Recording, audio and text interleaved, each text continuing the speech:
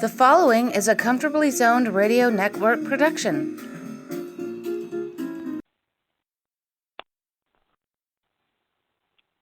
Hi, this is Al Blumkin. I'm here with my good friend David Nemec for another session of David Nemec's Baseball History and Trivia. Welcome, David. Welcome, Al. Pleasure once again to be with you. It's been a couple of weeks. So, I think we had my first digit switched last Friday. Yeah. I think we have a fun topic tonight to bring our audience in. I'm sure that I think they're going to enjoy it as much as we will talking about it. You go ahead. We're going to discuss the last years of the Boston Braves, the St. Louis Browns, and the Philadelphia Athletics, all who moved essentially for the same reason: lack of attendance. Exactly. And they were in two-team towns, two-team cities that weren't the size of New York. And except for New York and Chicago, there were at one time 5 two-team towns, cities in the major leagues, and there were only 16 teams. And now, of course, we have 30 teams, and I think the Mets are the only team in the same city as Mets and Yankees, and the only team. Mets and Yankees. You got the Cubs and the White Sox, and if you stretch it, you've got the Dodgers and the Angels. Yeah, because the Angels, even though they play in Anaheim, they're labeled Los Angeles. Yeah. They've been through a few names. They are, and it's true that they do play in a separate city, because Anaheim is a fairly big area, and they really do have a separation of fans. So, they started as the Los Angeles Angels, then became the California Angels, then the Anaheim Angels, and now they're the Los Angeles Angels of Anaheim. Yeah, you figure that one out. Yeah. Well, we could start with the Braves, who in some ways are the most. Because they were the first ones. They were the Braves. The Braves actually began. If you look at carefully at their rosters, they go all the way back to 1871 in the National Association. Boston. They were the Boston Red Stockings. And there's a connection with all teams forward through the Boston Braves until they moved to Milwaukee. And the Braves in the 19th century were the Red Stockings. Sometimes they were called the Bean Eaters. They went through a number of name changes in the 20th century, and they got off to a very, very poor start in the century because they lost almost all their best players to American League Raiders. But that was because of Arthur Soden. Yeah, Arthur Soden. Who was the tightwad and the one who was primarily responsible for the reserve corps back in the early 1880s. Yeah, and he actually owned the team for eons prior to that, and was the oldest owner in point of service in the National League at the time, and did not want to give way in any way to the rebel American League, and as a result lost all his good players and suffered accordingly and gave up the team, and it went through many changes. Judge Emil Fuchs owned it at one time. A consortium of owners owned it. And it went into the years after the Second World War, only having won one pennant in the 20th century, and that was in 1914. And they won that pennant after occupying last place on July 4th. Yeah, for a long time, they operated mainly as a farm system for the Giants. There's a good case. It wasn't quite on the level of the Yankees and Kansas City A's in the late '50s, but it was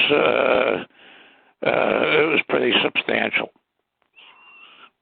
But the Braves came out of the Second World War, picking up Billy Southworth as their manager. Billy had managed the Cardinals very well to several pennants, and came over to the Braves. And he had the Braves by 1947. They were a pretty decent team, and they were going to be competitive in 1948, and they were more than competitive. They had a lot of ex-Cardinals. Yeah, they did. They picked up some ex-Cardinals. They made some good trades. They had a couple of good rookies. They had Tommy Holmes was probably their best-known star, and they had Spahn and Sane and 2 Days of Rain was the slogan. One of the better trades they made was when they shipped Billy Herman, who was at the end as a player, to the Pirates. The Pirates made him his manager, and Pirates sent over Bob Elliott, who in 1947 would be the National League MVP, primarily because Stan Musial played most of that season with a frozen appendix. And then Billy Herman lasted 1 year as a Pirate manager. They picked up rookie Alvin Dark in 1948, and they picked up Eddie Stanky from the Cardinals for a cheap price from Jackie Robinson. That was from the Dodgers. From the Dodgers. When Dodgers were going to move Robinson to second base and Hodges into first base. Yeah. Yep. So they began with a fairly strong lineup, and they picked up Jeff Heath from the American League, where he had done very poorly after the Second World War with Washington and St. Louis.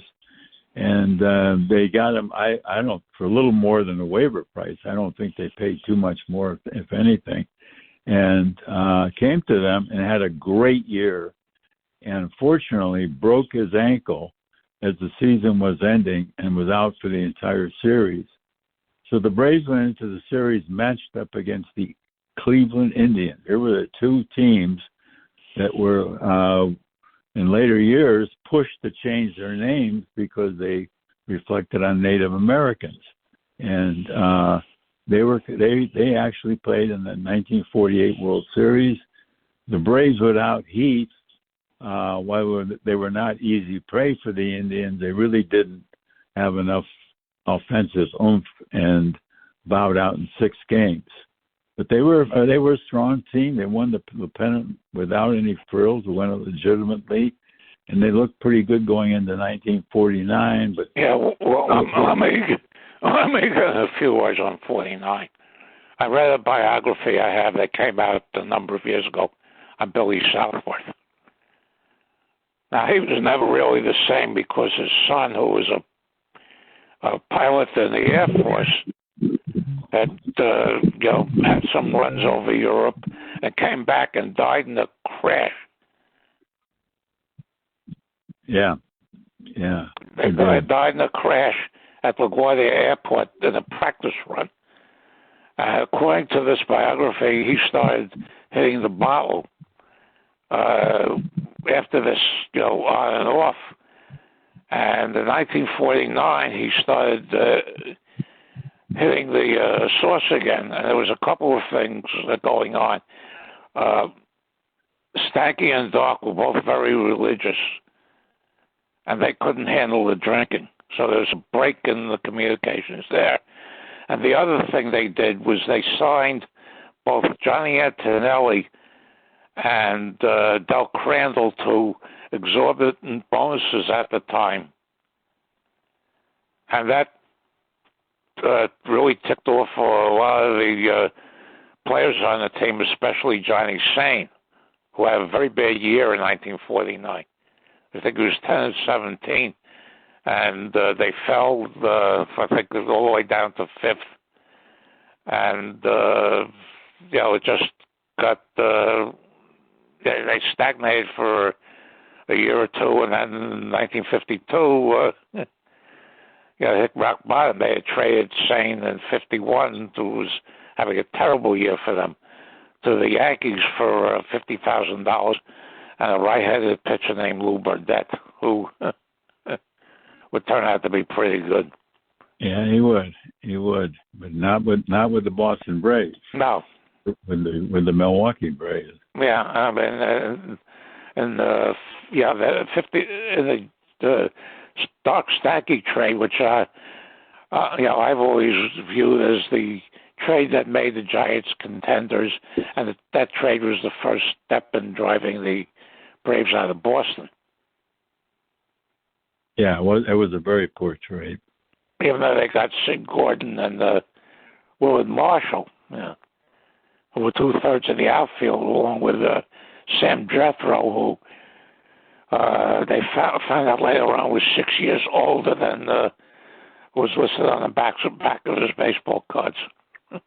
Yeah, and they got Buddy Kerr, who was good field, no hit, and really fell off the table in batting once he went to the Braves, and they came out of the trade with really only Sid Gordon to show for it, and for Marshall went downhill pretty quickly, but Gordon lasted for a couple or 3 years anyway as a good hitter, but otherwise they came out of that trade very poorly, and as Al said, they were in the doldrums by the time Lou Perini, who was then the owner, looked at his farm system and saw that, hey, maybe it would be a good move for us to pick up the stakes and go to Milwaukee, and good baseball town.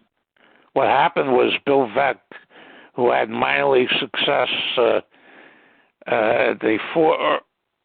early 40s, owning the Milwaukee Brewers and the American Association, he wanted to move the Browns to Milwaukee. And they voted, the American League owners voted against them, as we'll get into a little bit later. And the Milwaukee, they had territorial rights in those days. And the Braves drew 281,000 in their last season in Boston. They never really got, even when the Red Sox were terrible in the late 20s and early 30s, the Red Sox always were the number one team there.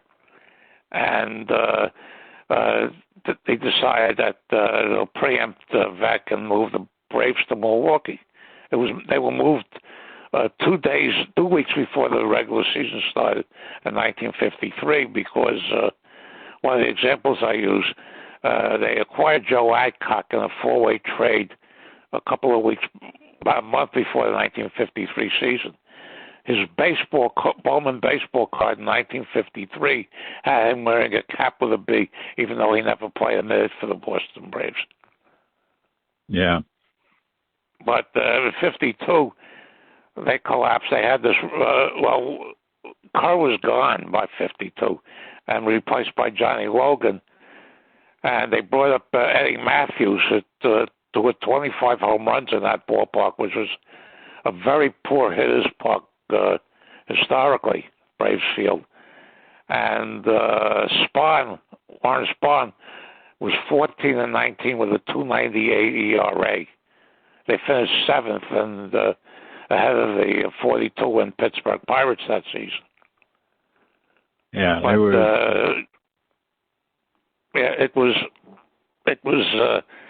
were always, as I said before, they were always second fiddle to the Red Sox. Yeah, they were, and they're probably their best player in the latter part of their stay in Boston was Tommy Holmes for the long term. And he came to them from the Yankees, and it was a real gift, and unintended gift, but it ended up being an unexpected gift and a real gift, because he was their major drawing card. And they did name played right field. And they named the right field area, the jury box. Yeah, that's crazy looking. Home. And Oliver went home to be a Supreme Court judge. Yeah, that sections. You look like a jury box. Yeah. Yeah, well, it was also his name was Holmes after Oliver. Yeah,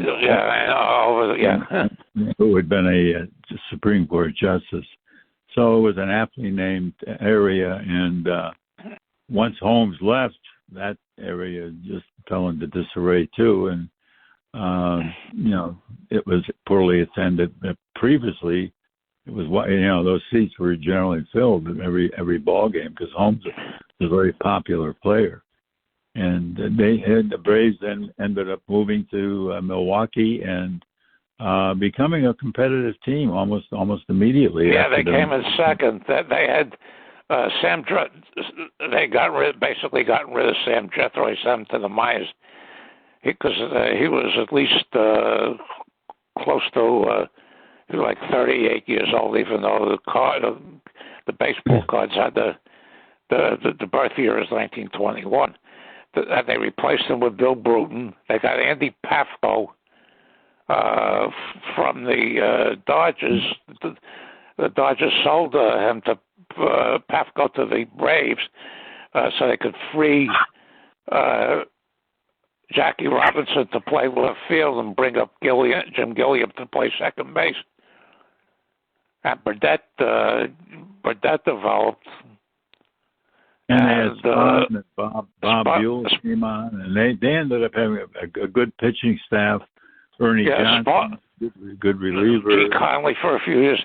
Spahn had one of his best years in 1953. He was 23-7 and led the league in ERA. And Matthews hit 47 home runs and hit over 300. And, of course, the following year they bring up this kid from Jacksonville in the South Atlantic League, named Henry Aaron. Yeah. So the Braves then ended up doing very well in Milwaukee, but when they fell off, of course, we all know they moved to Atlanta, and that's where they've been ever since. But they were. It's very hard to track, any link now between Atlanta and the Boston Braves. The Braves. It's been so long ago since that move was made, and it was the first move. 71 years ago now. Yeah, it was the first move that was made since 1903. Yeah, Baltimore quit the American League, and they moved the team into New York, into Highland Park, and called them the Highlanders.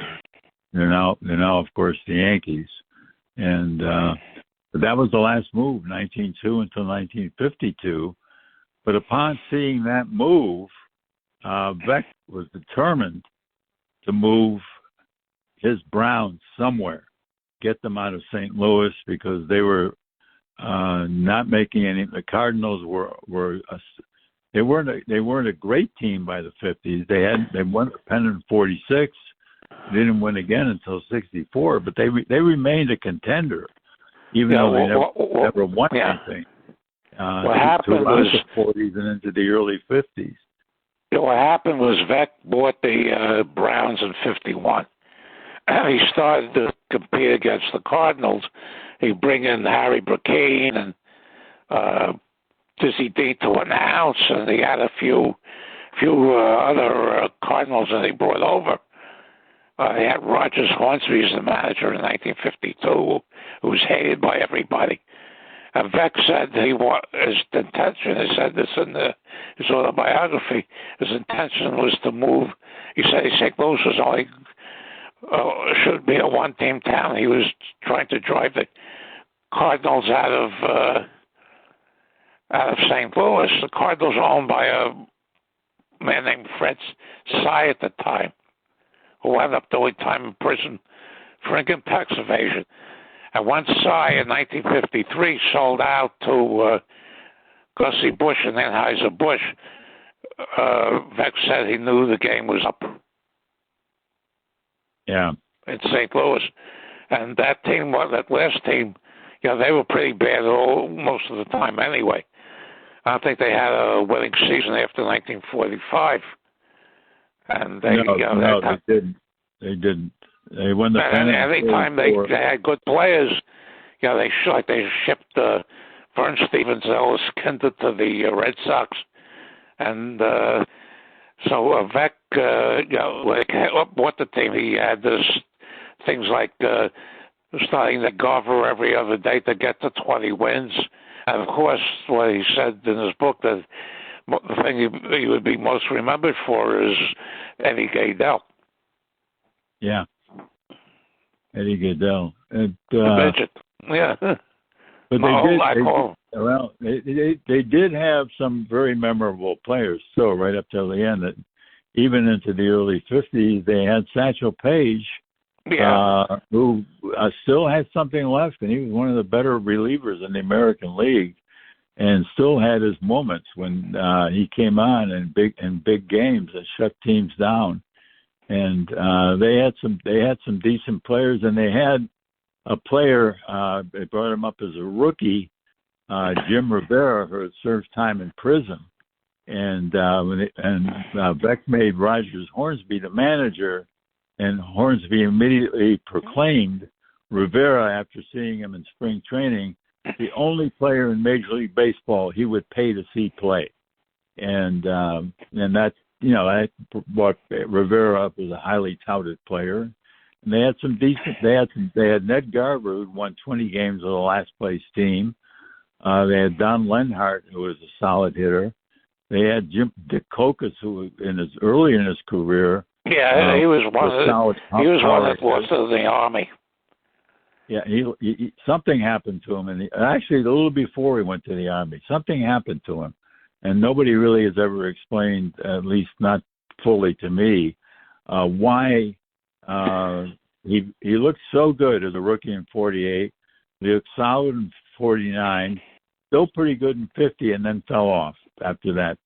And by his fourth season in the majors, 51, he no longer was he was a power hitter, a pretty solid batter, and just didn't seem to have it after that. And I never figured out why.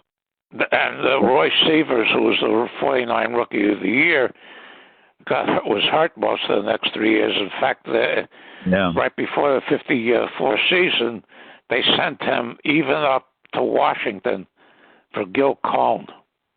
Yeah. They were the Orioles by that time. He had 1 or 2 years, but he fell off the table so quickly. He had 300 in 1950 and 51. They had 205. And he was out of the game by 1956. And Roy Severs, the story was that the general manager had an old report on Severs that he was never healed. Of course, he went to Washington and became a star for a number of years. But the biggest moment they had in 1953, well, by that time they had some of the old Tigers like Vic Wirtz and Johnny Groth. And the team didn't look really bad on paper, but they won 54 games. And the highlight, I remember listening to this on the radio, the Yankees were home after opening a series against the Browns for on an 18-game winning streak. And they were beaten by Dwayne Poet, who was a pitcher there for a number of years, 3-1. I remember the score of that game. And Johnny Mize got his 2,000 hit in that game. And that broke the Yankees. But they won 54 games. And there are only 3 surviving Browns. There's Billy Hunter, Ed Mickelson, who drove in the last run they ever scored. And the third one is Frank Saucier, whose claim to fame is that he was the one that Eddie Gaedel pinch hit for. Yeah. Yeah, but and they wouldn't let the Browns move to Baltimore unless Beck sold out. The other owners hated him because he felt that the visiting team should get a share of the cake and the TV revenue and other things that he tried to make the game fun. Yeah, he did make it fun. He would have the fans fill out the lineups. He had tried all kinds of crazy things just as they had in Cleveland. But whereas they had success in Cleveland, there just wasn't the team to back up the success in St. Louis. And that was pretty much the Browns' history. They would have a contender, and the contender would maybe for a year or two, and then they would go downhill again and be deep in the second division for a long spell, and then they would come back for a year or two, as they did during the war, and they actually won the pennant in '44 and were a good team in '45, and then once everybody returned from the service, and most of their guys, Vernon Stevens especially, were exempt from the service, I think, for some reason. I don't know what Stevens' reason was, and they played throughout the war. And as a result, they still had a lot of their regulars, and they had a pretty solid team in '44, won the pennant, but still didn't draw that well, and tried something even more extraordinary in my estimation, trying Eddie Goodell, who was just a one at bat. They brought up a one-arm player, and they had him on the team for the full season, and they used him in the lineup. Pete Gray, who'd had a good year at '44 in the Southern Association, hit .333 or something, I think, and they brought him up and tried him for 1 year, and here's a guy playing the outfield with glove on and no right arm. The glove on his left. At the Sabre National Convention in 1992 in St. Louis, they had a Browns panel. And one of the guests was a player who was on that team named Babe Martin. I don't know if you've ever heard of him. Yeah, Babe Martin. Yeah, but he didn't play much in '44. But he said they all hated Pete Gray because he was very, very standoffish. And they just didn't like him at all. They said the team thought that the reason they didn't win the repeat in 1945 is because they had Pete Gray on the team. They're probably right, because he could not hit, even though Major League pitching was certainly not what it was before or after the war. It was still the best in baseball, and he was not able to hit the best pitching in baseball. And he came up from the Southern Association in 1944. And he did bat against one of the most unknown pitchers in history who could, after the war, have been one of the all-time greats, a guy named Boyd Tepler, a left-hander with Nashville, I believe. And Boyd Tepler, I think he was with Nashville, but I was with the Cubs farm team. And Boyd Tepler, a left-hander, and led the nation in strikeouts 3 years in a row. And I had the pleasure of speaking with him a number of times. And one of them, I asked him, who was the best hitter you faced in '44 in the Southern Association? And Tepler said, there's nobody I had any trouble with. I said, what about Pete Gray? And he said, Pete Gray did not stand a chance.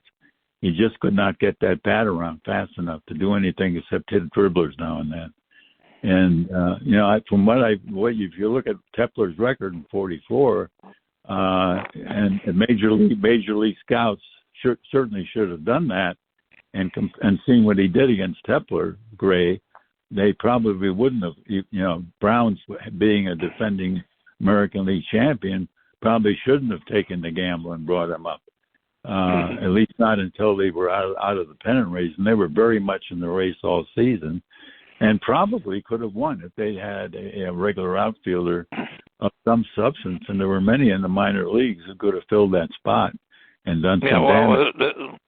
There's one thing I always look at the Browns, because the Cardinals were the worst team in the National League during the dead ball era.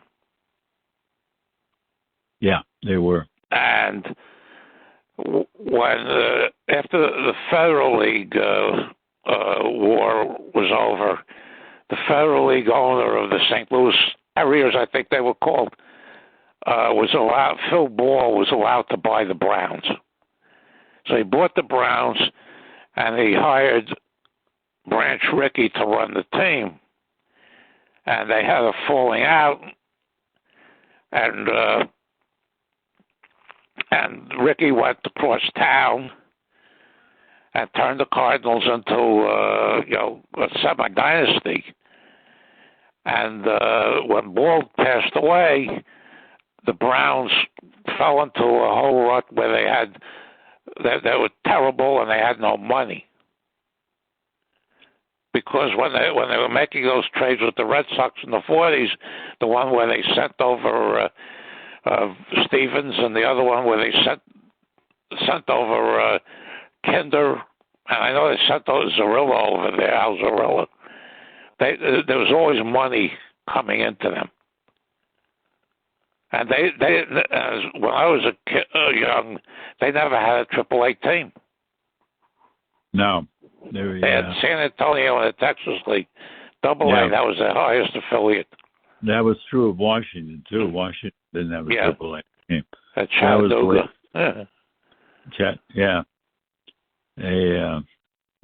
So the weaker teams, the poorer teams, did not have AAA. No. And, that it was reflected in their showing as a result after the war.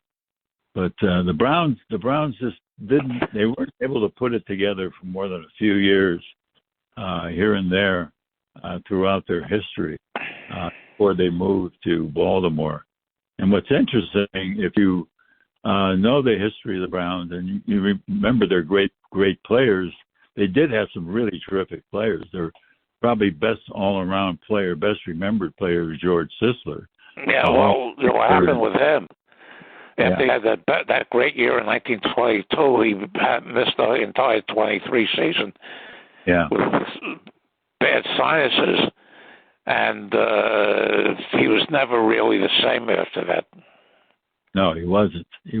And, Sisler went on to play with other teams, and that was true of almost all Browns players. If you were a good player, you played with the Browns a few years, and then somebody would work a deal and get you. Guys like Goose Goslin, Heidi Manush, all the guys in the 20s and 30s, the Hall of Famers, a lot of them spent a couple of years with the Browns, but then ended up with other teams where they did most of their damage and had most of their good seasons. And what it evolves into, if I am into this kind of stuff, looking at who was the guy who played the most games with a certain team and never wore the uniform of any other team. And in the case of the American League St. Louis Browns, I have never met anyone who could tell me who the player was who played the most games with the St. Louis Browns and never wore the uniform of any other team. And Al and I have a little challenge going here, but I can. It's a very difficult guy. He only spent 4 seasons with the Browns. He was their shortstop. He was a switch hitter, and he played in the 1930s. And after playing 4 seasons with the Browns, he ended up playing the rest of his career in the minors. But what he did do that I don't know of any other Browns player doing is play 3 seasons in the NFL with the Pittsburgh, now Steelers, as a halfback. And this was after his major league career was over. So the guy was an interesting athlete, if nothing else. And he was a switch hitter through right, of course. He was a shortstop and the regular for 3 seasons with the St. Louis Browns. And his batting averages during those 3 seasons were 209, 280 his second year, a very good 280. And then 195 in his final season, where he had 529 at-bats and got 103 hits and hit 195 with a 477 OPS. Jim Levy? Early 1930s. Jim Levy? Jim Levy, exactly. Jim Levy was the guy. When you said, I got this because when you said the 195, because I once made a list up of players who had over 500 bats, because plate appearances was a big deal 35 years ago, and it hit under 200. Yeah, he had an OPS plus of 24. Yeah, if you buy into stuff like OPS plus, which may be the lowest figure ever for a regular player. I don't know. You surprised I got that off that clue? You did. That was a 195 batting average, which is probably the best clue I could give. Not many people knew that he was a halfback and a pretty good one in the NFL. Lasted 3 years with the clue. I got into that because when I was doing my stuff on Joe McCarthy and how overrated I thought he was. In 1940, the Yankees lost by 2 games behind the Tigers and the Indians, and when I was checking that out, I saw that Frankie Cussetti had, was over 500 at bats and hit 194. And I think that's the reason that they lost. One of the biggest reasons they lost the pennant that year. Yeah, well, it is. It is hard to carry somebody, even at short, who's hitting in the low 200s or even below the Mendoza line. Yeah. And Levy, LeBrown's carried him for 3 years, and then he spent the rest of his career in the minors. And he played in the minors a long time. He had a long baseball career. He played from 1927, and didn't finish his career in the minors until he was 38 years old. When he was at Jamestown in Pennsylvania in the Pony League, Class D, and I think he probably managed the club, and hit 302, and that was his only season in the minors or majors where he broke the 300 mark. One of the things with the Browns is when they moved to Baltimore, they were very barren, and it took them a number of years. Basically till 1958 before they even became competitive. Yeah. And let's go to the Philadelphia A's because we don't have that much time to. Yeah. Okay, Philadelphia. If anybody would have told somebody in Philadelphia that if there was only going to be one team there, and you said it was going to be the Phillies, they would have laughed at you.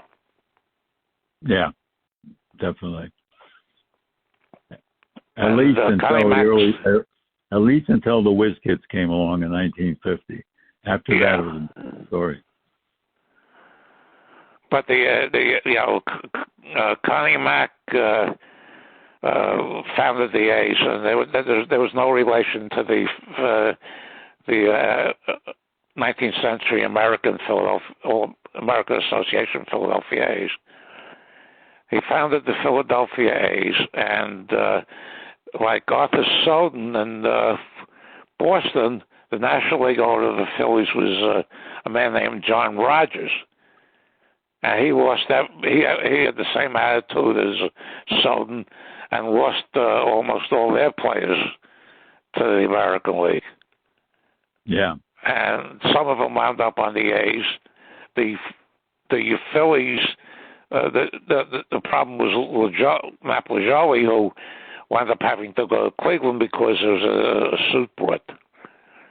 And they won in 1902, and they won in 1905, and then they had the dynasty from 1910 through 1914. They won 4 pennants and 3 World Series. And when the Federal League came in, Mack wouldn't pay any of his players. So that a lot of them jumped, and a number of the rest of them he traded. In fact, a number of them wound up on the Boston Red Sox, and then when the Red Sox folded up after 1919 with Harry Frazier, a number of them moved to the Yankees. I think the catcher Wally Shank played for the A's, when it was with the A's, the Red Sox, and the Yankees. But so the A's were terrible from 1915 to the late 20s when they started building the team up, and they got the dynasty for 3 years with Jimmy Fox, Lefty Grove, Al Simmons, and Mickey Cochran. And then after the Depression, when the Depression set in, he couldn't or wouldn't pay anybody, so he started getting rid of all of them, and he never was able to reestablish. Then he became money short for the rest of the time that they were in Philadelphia. Well, they had a good team in 1948. They were in contention for most of the season. Going into September, there were 4 teams in contention: the A's, the Red Sox, the Yankees, and the Indians. And the A's, of course, of the 4, were probably given the slimmest chance of prevailing. But they did definitely have a pretty good roster, and they had pretty solid pitching staff, and they were accorded, the attention that they deserved, because they'd had a good season up to that point. They had a poor September and soon dropped out of the race. The Yankees hung in till the very end. The Red Sox hung in until the last day, and the Indians, of course, prevailed. And the A's did have a good team fairly good team in 1952, they were over 500. Yeah. They finished 4th, and Bobby Shantz was 24-7, and he won the American League MVP award that season. And they also had Gus Zarniol and Dave Philly, who they had gotten from the White Sox in early '51. And Elmer Vallow was an outfield, and 3 of their infielders were Ferris Fain, Pete Suter, and Eddie Joost, who in 1949 had set a record for double plays. And I found out years later, because this was a trivia in the first encyclopedia, this was a trivia question. And then I found out, I was doing some research a whole number of years ago, and I found out that they set the record in 1949. 1949, they had 5 pitchers who walked over 100 batters, so of course there's always somebody on.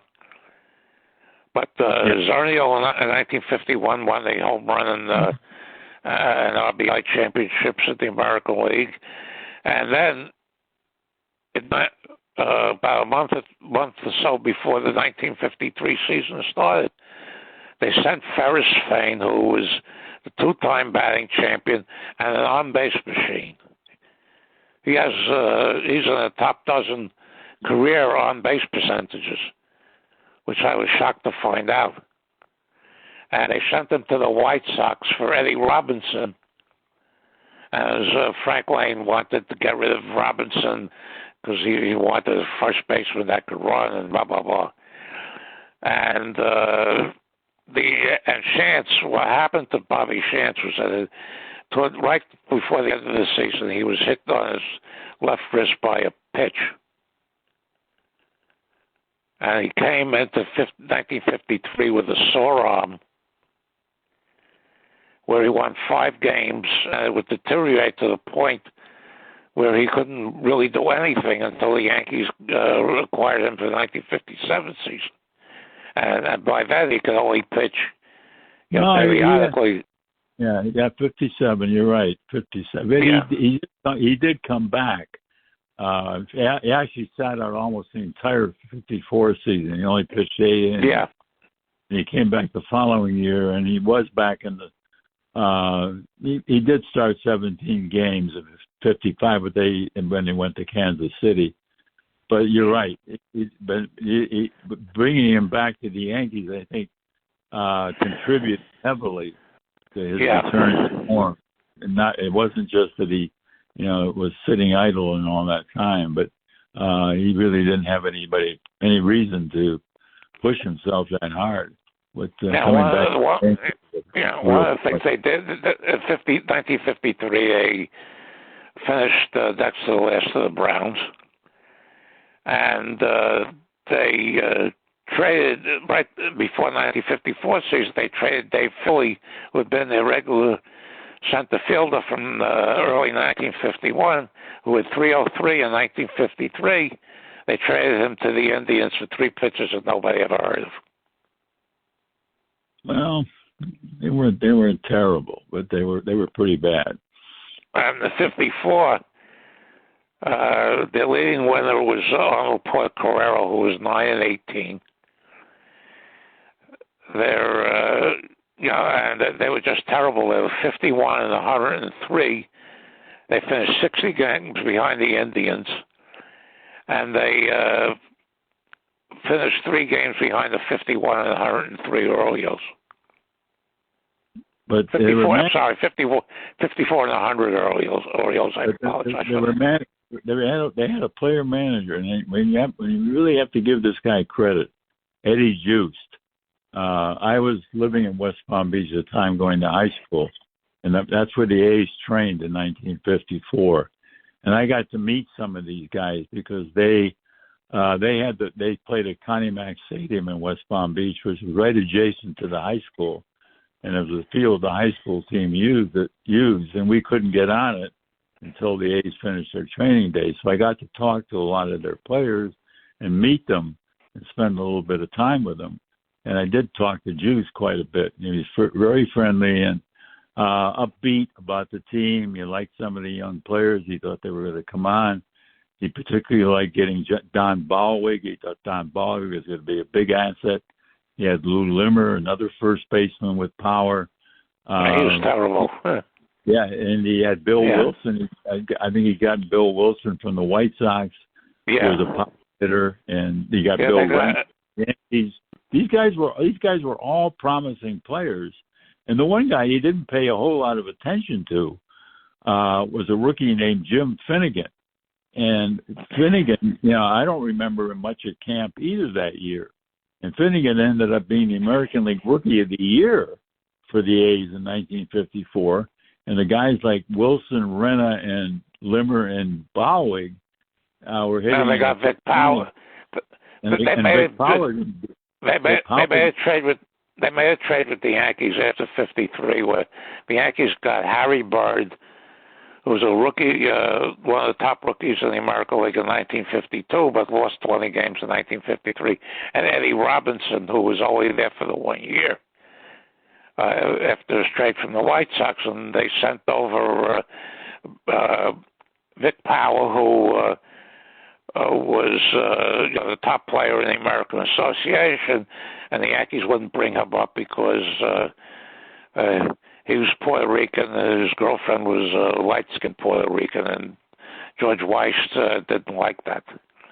Yeah. So it sent him and Finnegan, who was a minor leaguer, and Renna and Ballweg, and probably one or two others who I can't remember at this point, to the A's.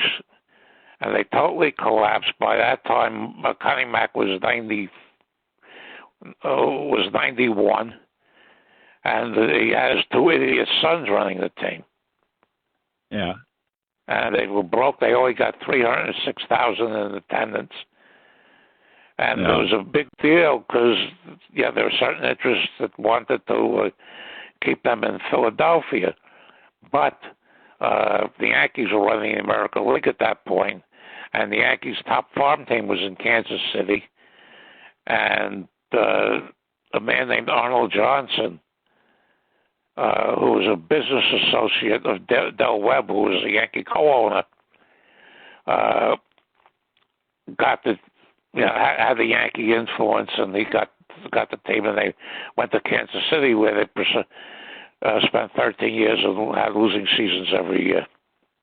Yeah, they did, but the A's were probably I would think they were, all in all, of the 3 teams in their last season, Boston, the Browns, and the A's. I think the A's are the most interesting team because they had guys who I think were memorable. And a guy we haven't talked about at all was their rookie second baseman, who was Spook Jacobs. Spook Jacobs, and he was. I remember him in spring training and looking at him and thinking, "My God, if this guy can play Major League Baseball, I have a chance." So, and he wasn't any bigger than the infielders on our high school team. He was probably smaller than some of them and weighed less. And hit accordingly. I mean, he had played 132 games, 575 at bats, hit no home runs, 1 triple, and 11 doubles, 12 extra base hits. And crazy. He had 144 total bases with 131 hits. Oh, wow. It's pretty hard to find figures like that. Forrest, Vandergrift, Jacobs. In fact, a funny story. Ed Luder once asked a question: what do these 3 ex-Pirates have in common? And they says Woody Mays, Smokey Burgess, and Spook Jacobs. All their first names were Forrest. I got it. I knew that. Oh, why? Wow. Yeah, and, Forrest. Yeah. And he had a short stint with the Pirates right before Pirates decided to bring Bill Mazeroski up from the Pacific Coast League, who was 19 at the time. Yeah. But it was, again, the stories between the 2 sons, idiot sons of Connie Mack that couldn't get along, and the fact that he couldn't or wouldn't pay players. That basically was his whole history.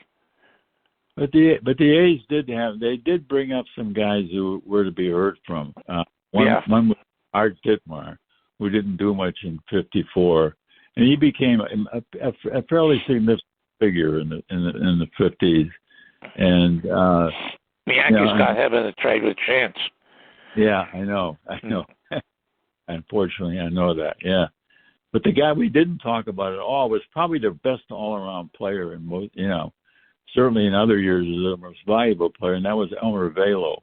And Velo, he had a terrible year in 1954. He had 214. He had only 48 hits, but he had 51 walks.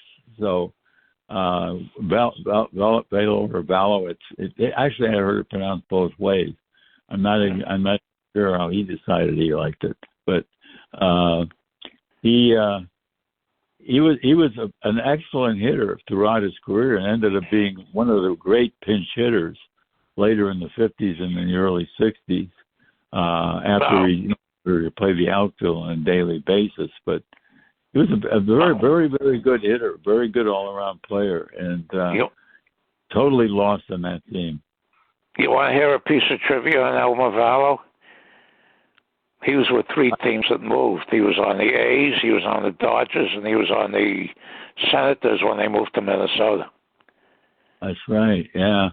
And he also played with the '59 Indians. I think he was with them for a few games. He was with a lot of teams. He had a few at-bats with the Yankees one year. Yeah, he did. He got a lot. Yeah, with the '59 Indians.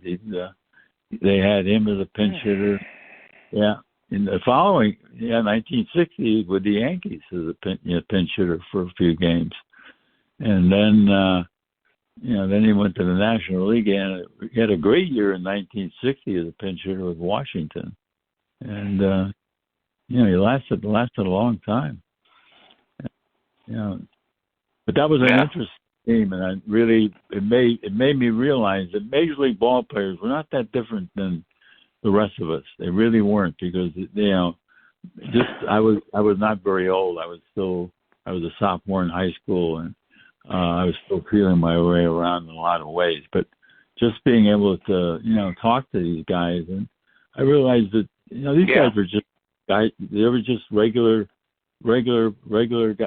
people, and they wanted to be recognized. They wanted the rookies in particular wanted to be recognized, and they were eager to get their chance with. They didn't care what the team was like; they just wanted to play. And the thing is, they weren't making. The Bums weren't making $10 million a year like they are now. Yeah, and it's unfortunate that Juice. So I think it was his only chance ever managing in the majors, and I think he deserved a lot more than that. Well, we can go on forever about this, but I think we reached a time limit. We have really enjoyed this. I have too. I learned a lot and recalling. So did I. Yeah, a lot of fun. And I'll never forget Jim Levy. Yeah, you won't. That's very impressive. Believe me, it's very impressive. Okay. All right. We'll do it again soon. I really enjoyed it. Okay, thank you very much. Bye-bye.